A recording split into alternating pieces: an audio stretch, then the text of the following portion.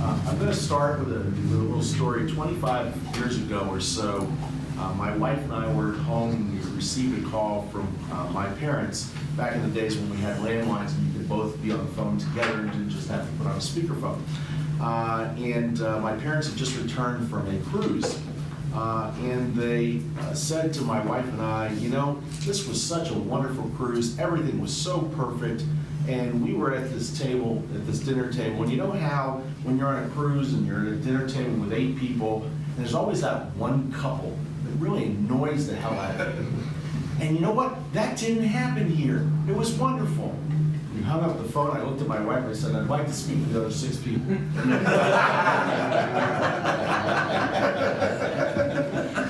My discussion today, and I'm hoping for a lot of interaction with all of you, is self-recognition. Really is about, and the part of the discussion here, and it doesn't simply mean I don't like the way you're talking to me, really is a self-reflection discussion. Because most of us believe that we are the most civil people that we know, and that we do everything in a particular way, and we're not the problem. I want you all to understand that problems in civility usually are not one-sided. And while you reflect on these particular issues, it is important to note that there are many occasions where it is somebody else's problem. But there are ways that you can turn around and try and fix those particular problems at different times.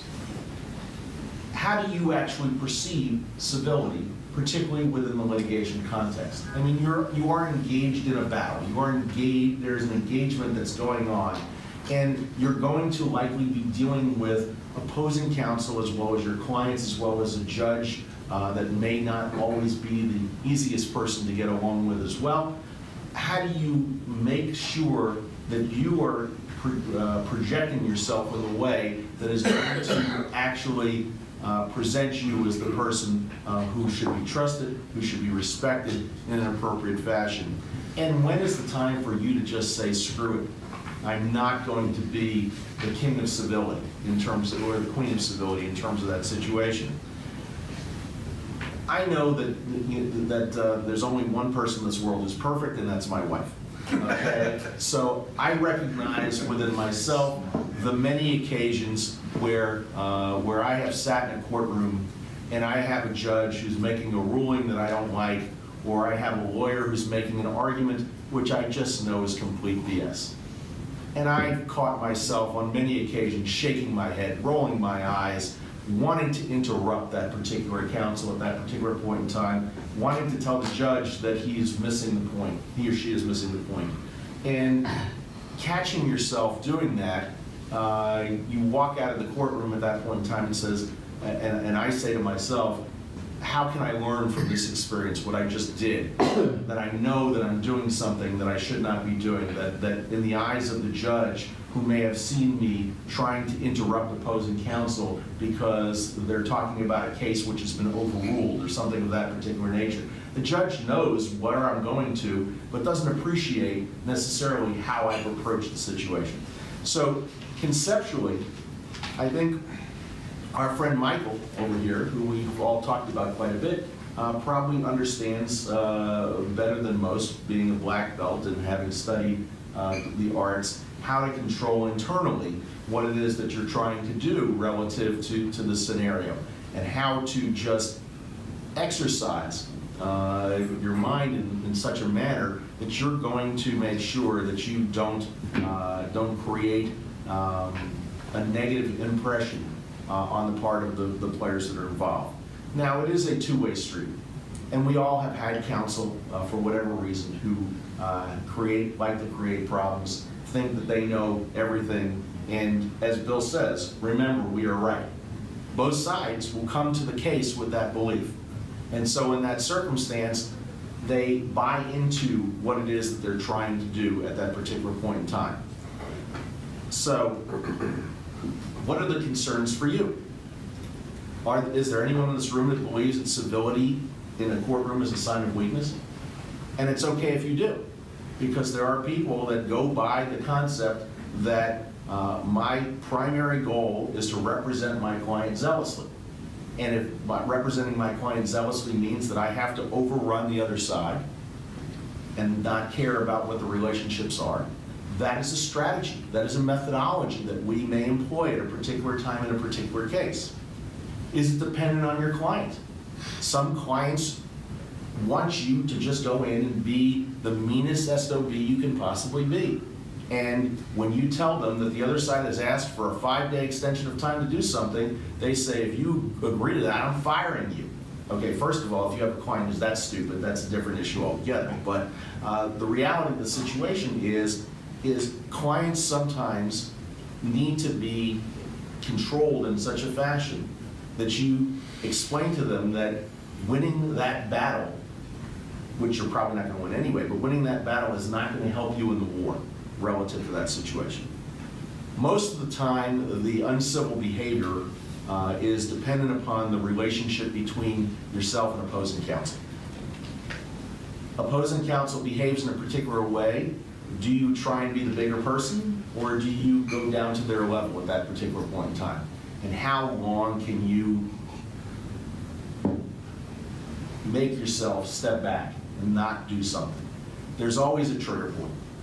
I remember back when I was a younger lawyer, there was a lawyer from another firm who had just moved from Delaware, not to pick on your state, and was studying to take the Florida bar, and the court had allowed him to appeal back beaching. And he was studying for the bar, going to take the bar, and he kept on doing things that just really got under my skin. And I eventually wrote him a letter, which I regret at this point in time, which said, please look at Rule 36 or whatever it was. I'm certain this is going to be on the bar exam. And so with that in mind, I always look at things like that in my now older age, and I regret that I did something of that particular nature. I've never litigated with this person again. I've never seen them again, frankly, at the courthouse. But nonetheless, I feel like I did a disservice to myself as well as to him in that particular circumstance. Maybe he didn't pass the bar, maybe that's why I never saw him again. We shipped him out, he didn't come back. So the bigger issue, from my perspective, and the more difficult one, in the one where you really do have to engage yourself and to protect your own civility and your own reputation in the circumstance, is dealing with an opposing counsel who either because of their youth or their abilities just really shouldn't be in a courtroom, and how to deal with those particular circumstances. They raise claims that you know are not valid under any sense of the world. Their facts are just overridden by every document that exists in the case, and how you deal with someone who continues to fight on relative to that situation, even though they can't see what's obvious in that particular circumstance, and you get to the end of the case and they lose on summary judgment or whatever the situation may be, and the judge rules in your favor. But you have to work through those particular issues in a particular way, and in a kind and courteous way, in my view. The best thing to do in that scenario is to try and educate them in a particular fashion. And when you can't do that, finally at the end, you simply don't take it out on them. You just basically present your case to the court in the clearest, most easily understood fashion, and not turn it into a scenario where you frustrate yourself so much that you're going to that you attack them unnecessarily, because you're already in the winning position. There's no need to belittle that person if you're in a position where you're going to prevail. You can handle the situation in a way that that person is constantly understanding, okay, the other side has presented me with fact after fact after fact, and if he or she is not sharing that with their own client, then they're committing their own level of malpractice. And you just have to accept that that's the scenario and the situation. The bigger issue to me, frankly, comes down to, and I consider this in light of some of the presentations that we've received from some of our finer female fellows within Litigation Counsel of America is the concept of the male overbearing nature and mistreatment of women in terms of the practice, and recognizing the incivility that exists between somewhat older male members of our profession and younger females, and the treatment that are given in that scenario.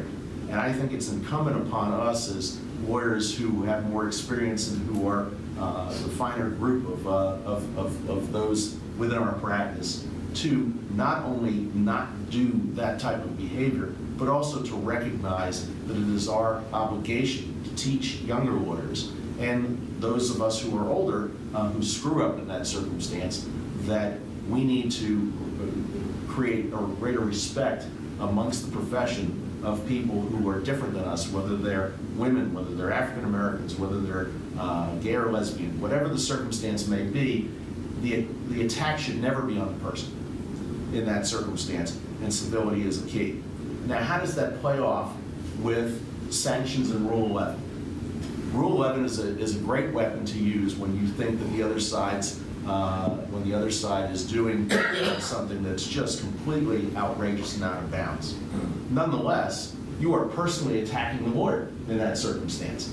And how can you expect a civil relationship to exist between counsel on both sides when you're throwing seeking sanctions against not only the party on the other side, but the lawyer who's litigating that particular case? And I ask all of you, relative to the scenario, and again, if anyone wants to interact, when does Rule 11 become appropriate versus inappropriate in terms of the process, and when are you utilizing Rule 11 just to create dysfunction on the other side without an appropriate methodology where you believe that there actually is Rule 11 conduct? And is it almost Rule 11 sanctionable to file a Rule 11 motion when you know there's no reason to believe that this case generates a Rule 11 situation? So if anyone wants to comment on that, I'd love to hear thought processes on the use of Rule 11. Mary? Actually, I have a comment on your prior comment about gender, because I was thinking as you were talking about it, and I'd be interested in what the other women in the room have to say about this, but I do feel, first of all, it's not limited to younger women, it continues, even when you're old. And I think we have a very hard tightrope to walk, because you absolutely do not want to be the bitch in the room, because then nobody is listening to you. Having said that, I do strategically use anger and attack back to stop it. And I have found that if it's measured, and I do it occasionally, and when it's warranted, it generally stops. But it's a problem. It's definitely a problem.